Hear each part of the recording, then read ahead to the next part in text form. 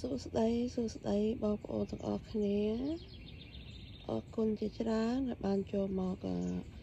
ទស្សនាវីដេអូរបស់នាងខ្ញុំនៅក្នុងពេលនេះចាសូមស្វាគមន៍ចាសូមស្វាគមន៍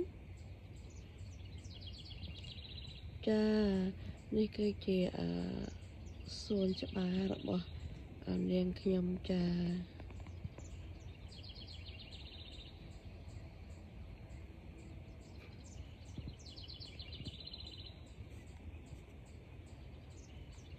អរគុណជាច្រើនទៅដល់បងប្អូនទាំងអស់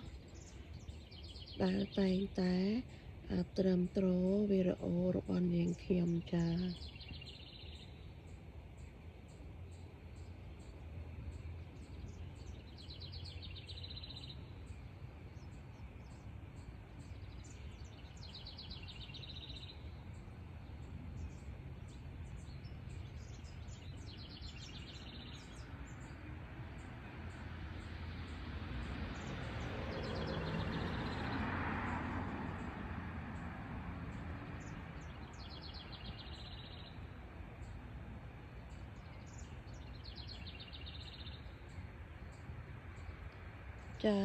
បងប្អូនទាំងអស់គ្នា